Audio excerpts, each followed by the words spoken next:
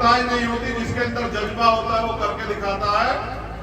और उसमें शारीरिक रूप से सक्षम होने के बाद भी ये पूरा समाज ये तो सक्षम है, लेकिन यह सक्षम होने के बावजूद भी उसने अपनी हिम्मत, मेहनत और संघर्ष का लोहा मनवाया कॉमनवेल्थ में जाके, तो मुझे बड़ी खुशी हुई।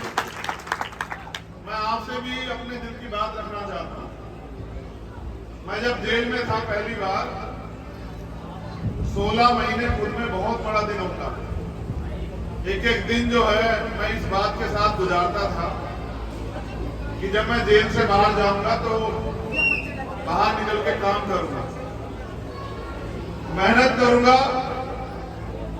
मैंने इतिहास पढ़ा, मैंने देखा हमारा समाज जो है ना वो पांव छूने वाला समाज बना हुआ है।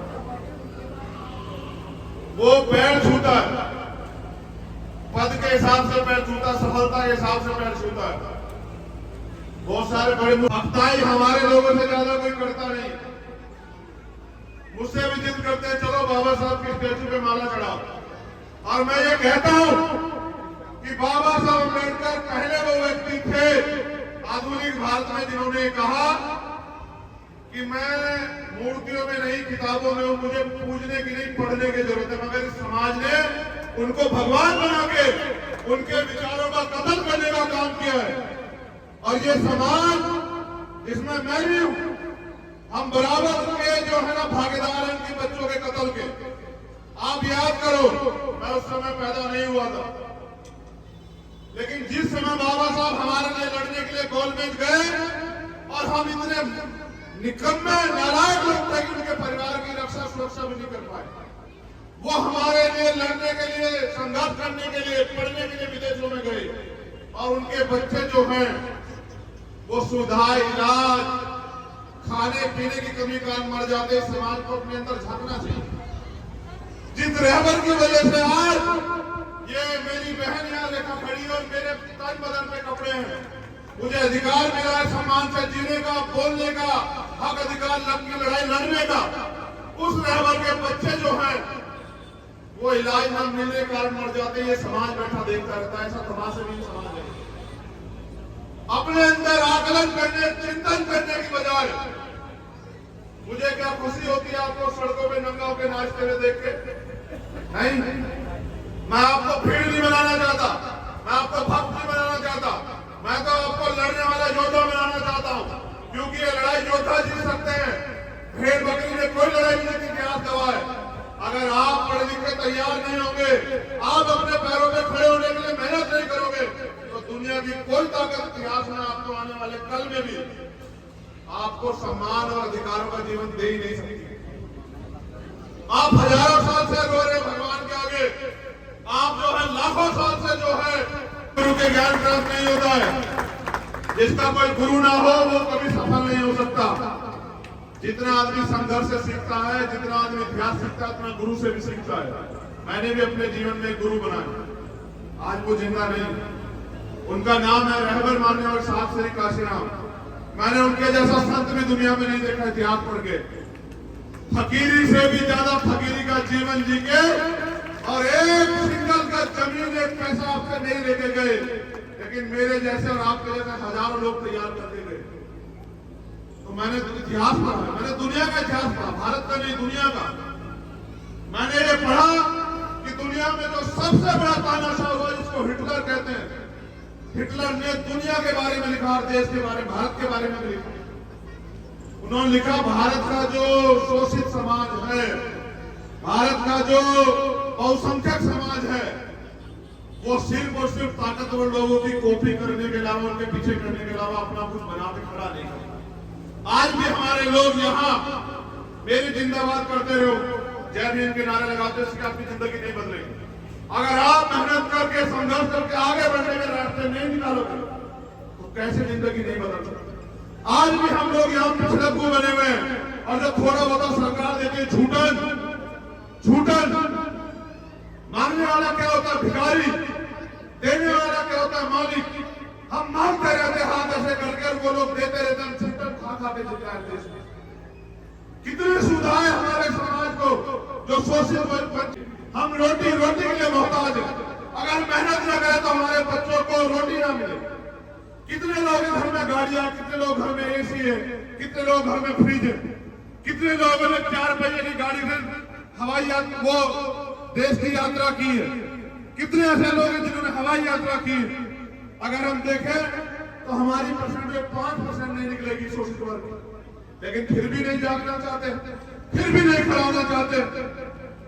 बाबा साहब की बात करते हैं, शाम के टाइम एक एक कौवा, एक एक अद्दा दारू का पीते हैं, माँ बहन को घर में बेइज्जत करते हैं, लड़ाई झगड़ा करते हैं आपस में, और फिर कहते हैं समाज आगे नहीं बढ़ रहा। जब तक आप ये नहीं छोड़ोगे, अंधविश्वास, पाखंडवाद और भाईचारा नहीं पैदा करोगे, लत्ता पकड़ खींचने की जगह हाथ पकड़ने का काम नहीं करोगे, आपकी जिंदगी से गुलामी कट नहीं सकती। मैं धन्यवाद देता हूं भीम आर्मी के साथियों का, जिला पलवल और हरियाणा की टीम का, कि वो अपने पैरों पे खड़ी हो रही है, वो समाज के दुख सुख की लड़ाई लड़ रही है। लेकिन अभी लड़ाई शुरू हुई है, याद रखना।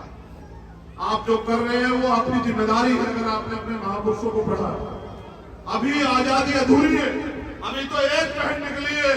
मैं तो उस दिन अपने आप को ताकतवर महसूस करूंगा जिस दिन देश के प्रधानमंत्री की कुर्सी पे बहुजन समाज का व्यक्ति बैठेगा, बाबा साहब अम्बेडकर को मानने वाला व्यक्ति बैठेगा, गुरु रविदास जी महाराज, भगवान वाल्मीकि महाराज, गुरु नानक देव, संत कबीर को मानने वाला व्यक्ति बैठेगा। और जिस दिन देश में ऐसा चाहूं राज में जो मिले सबन में अन्न और तुम बसे रविदास रहे, तब जाके जो है जब मानवता का राज आएगा, गैर बराबरी खत्म हो जाएगी, गुलामी की जड़ें काट दी जाएंगी, किसी को अन्न की, किसी को खतरे की, किसी को लूट की, किसी को तमाम तरह की परेशानियां नहीं होगी। देश में अमन भाईचारा पैदा होगा, सबका सम्मान होगा, महिलाओं को बराबर के अधिकार मिलेंगे, किसी बहन बेटी का रेप नहीं होगा, उसकी हत्या नहीं होगी, उसकी दहेज के नाम पे नहीं जलाया जाएगा। तब जाके जो है इस देश में हम लोग ताकतवर महसूस करेंगे। नौजवानों में मुझे ये भी शिकायत है समाज से कि हमारे यहाँ ये हरियाणा, स्पेशल हरियाणा, और एक बेटी नहीं, इस देश की इज्जत थामी ओलंपिक से लेकर कॉमनवेल्थ में हरियाणा की बेटियों ने, पूरे देश की, जहां नौजवान युवा पुरुष फेल हो गया, वहां बेटियों ने लाके मेडल ला के देश की इज्जत थामी। लेकिन ये वही हरियाणा, याद करो, जहां सबसे ज्यादा भ्रूण हत्या जो है बेटियों की होती थी। आज देखो उसी हरियाणा में बेटियों ने जो है नाम रोशन कर करके, ये जो मेरे नौजवान युवा साथी खड़े, इनको भी आईना दिखाने का काम किया। अगर आज भी हमारे लोगों के अंदर ये मानसिकता है कि बेटी कमजोर होती है, बेटा ताकतवर होता है, तो देखो सीख लो। मैं इनके पिताजी का भी धन्यवाद करता हूँ, क्योंकि बिना माँ बाप के, उनके सहयोग के कोई परिवार नहीं खड़ा हो सकता। मैं उनका भी धन्यवाद करता हूँ कि उन्होंने, प्रथम गुरु तो माँ और पिताजी होते हैं, प्रथम पाठशाला घर होती, उन्होंने अवसर दिया, मौका दिया। गांव के लोगों की बात ना सुन के कई लोग ये भी कह रहे हैं बेटी कहाँ भेज रहे हो, उन्होंने इसको, उसके सपने को जीने का मौका दिया, जिसकी वजह से आज ये समाज का और देश का नाम रोशन कर पाए। तो मैं आपसे कहना चाहता हूं, जो नौजवान भाई यहाँ बैठे, बुजुर्ग यहाँ बैठे हैं, कि बेटियों को कमजोर मान के इनके सपने और इनको कुचलना बंद करो। इनको बेटों के बराबर अवसर देके और इनको उड़ने का मौका दो। इतिहास याद रखेगा कि बिना किसी महिला के सहयोग के कोई पुरुष देश में कामयाब नहीं हुआ। अब इतना कर पाए हैं तो उनके पीछे भी मां रमाबाई का पूरा जो है सहयोग और समर्पण है। मां रमा ने अपना जीवन कैसे कैसे काटा, लेकिन बाबा साहब को महसूस नहीं होने दिया, तब बाबा साहब लड़ पाए। और फिर अगर मैं साहब काशीराम की बात करूं तो उनकी बहनों का, उनकी माओ का, उनके और समाज की महिलाओं का इतना बड़ा हमारा जो है उनके पीछे त्याग बलिदान है कि जिसकी वजह से जो है साहब काशीराम जी इतना बड़ा आंदोलन खड़ा कर पाए। और मैं आज कह रहा हूं, अगर आपके पास आज गर्व करने का कुछ है हजूर का के साथियों, तो बताओ रेखा तंवर है या नहीं है, बताओ, मुंह से बताओ, रेखा तंवर है या नहीं है, बताओ। तो ये बेटी है, बेटा है, बताओ। ये बेटी है, बेटा तो आज कह रहे हो तुम लोग, ये बेटी है।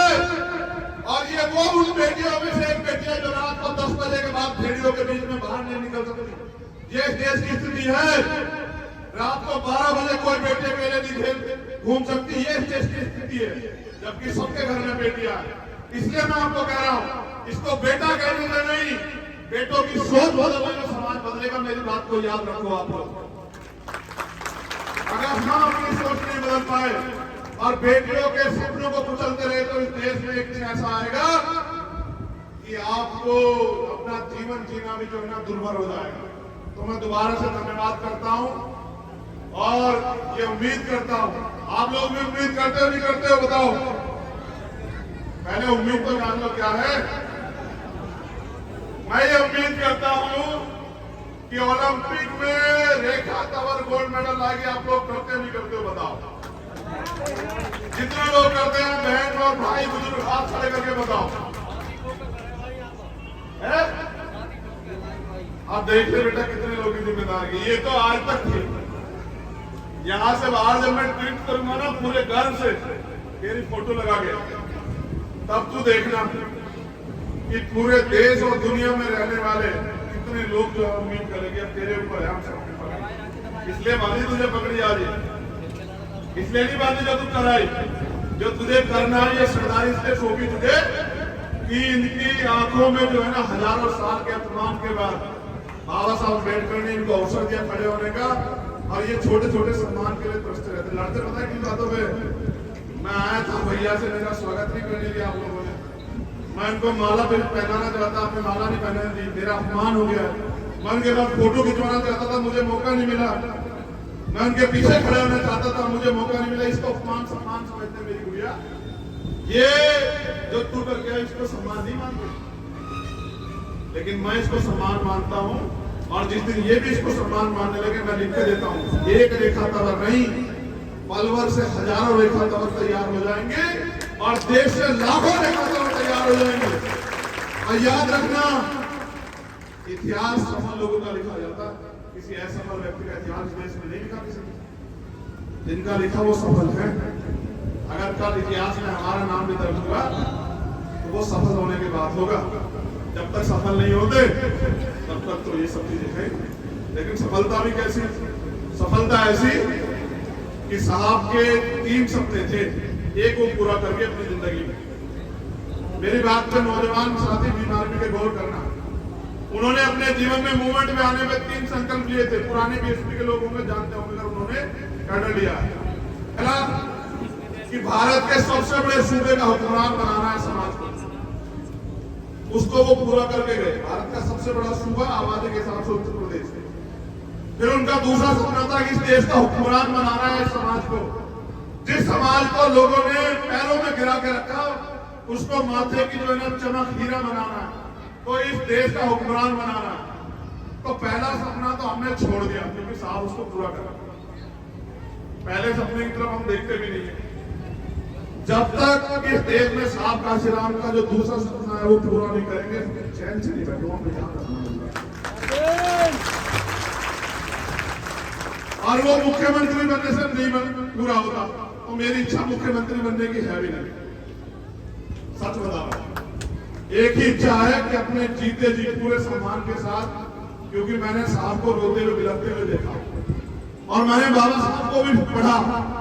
देखा इसलिए नहीं क्योंकि किताबों में देखा, फोटो में देखा, टीवी में देखा इसलिए नहीं क्योंकि मैं उनके समय में पैदा नहीं हुआ, लेकिन मैंने 18 मार्च 1956 का उनका भाषण सुना और पढ़ा भी, जिसमें वे कहते हैं कि मैं तमाम तरह के अपमान सहे। क्या अपमान मानते हो तुम लोग? फोटो नहीं खींचा, माला नहीं डली, पगड़ी नहीं पहनाई, ये क्या होता अपमान? वो कहते हैं मैं तमाम तरह के अन्याय, अत्याचार और आरोप अपमान सहते हुए इस कारवां को वहां से यहां तक लेके आ पाया। अगर आप इसको आगे नहीं बढ़ा सकते तो उसको पीछे मत जाने दें। और वो कहते हैं कि मैं चैन से मरना चाहता हूं, मेरी उम्र हो चुकी है, मैं बीमार रहता हूं, मैं रात भर सो नहीं पाता। जब मैं अपने चारों तरफ देखता हूं, गौर करना नौजवान साथी हमारे, पता लगेगा कि मूवमेंट किसे कहते हैं और महापुरुषों का दर्द किसे कहते हैं। तो कहते हैं जब मैं अपने चारों ओर देखता हूं तो एक भी नौजवान ऐसा नहीं दिखाई देता जो इस तंबू कह रहे हैं आंदोलन को, जो इस तंबू का बंबू बन के इस आंदोलन को आगे बढ़ा सकता। पूरे समाज से कह रहे हैं, एक ऐसा रहबर जिसके 4 बच्चे कुर्बान हुए तब हमारे तन पे कपड़े आए, वो कह रहे हैं समाज कि जब मैं अपने चारों तरफ देखता हूं तो एक भी नौजवान ऐसा नहीं दिखाई देता जो इस आंदोलन का, जो इस तंबू का बंबू बन के, जो अपना जीवन समर्पित करके इस आंदोलन को आगे बढ़ा सके, जो मैं चैन से पढ़ सकूं, जो मैं अपने समुदाय के लिए करना चाहता था उसका 10% भी नहीं कर पाया। मेरे सारे सपने अधूरे हैं। अब बताओ, जिनका बाप ये कह के बढ़ जाए कि भाई रोते हुए कि मैं यार कोई सपना पूरा करना चाहता था, मैं कर नहीं पाया, और उनकी निकम्मी औलाद उनके सपने को और पीछे चले जाए, तो उस रहबर को भी जो है क्या महसूस होता होगा। उन्होंने कहा आगे भी ले जा, पीछे मत जा। आज कहां है उनका सपना? क्या हैसियत है इस देश में हमारी? हम ही तो अपने आप में गौरवान्वित है कि नौकरी मिल गई बाबा साहब के आरक्षण की वजह से, और पंचायत से लेके और एमपी तक बन के बाबा साहब के आरक्षण की वजह से, जमीन मिल गई बाबा साहब के आरक्षण की वजह से, पढ़ाई होगी बाबा साहब के संविधान की वजह से। इसके अलावा बताओ क्या कमाया आपने? और ये समाज में आधी रात भी अगर मुझे जरूरत होगी तो अपने लहू का कतरा तेरे सम्मान में नछावर कर देंगे, लेकिन घबराना मत करिएगा।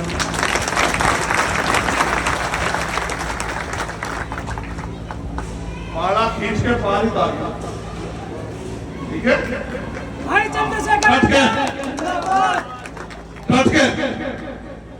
क्योंकि तमन्ना अगर सच्ची हो तो रास्ते जा रहे हैं, और तमन्ना अगर झूठी तो बहाने जा रहे हैं।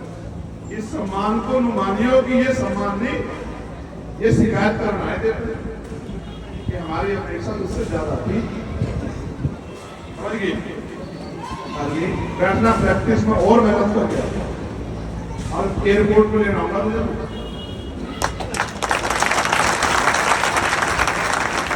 हमेशा से माफ जाएगी तुम्हारे, लेकिन वहीं से एयरपोर्ट से मुझे खजूर का लाने का मौका देगी, असली घर उसके, ठीक है? इनके पूरे परिवार को धन्यवाद। उनके संघर्ष की वजह से ये लोग यहाँ पहुंची। हजूर के सभी सम्मानित इन लोगों ने भी इसकी मदद की। सभी समाज के लोगों का बहुत बहुत धन्यवाद। और भीम आर्मियों के साथियों निवेदन कि ऐसे ही और बहनों को प्रोत्साहित करो, ऐसे ही और भाइयों को प्रोत्साहित करो कि वो आगे निकल के आए। हमें कोई निकलने का रास्ता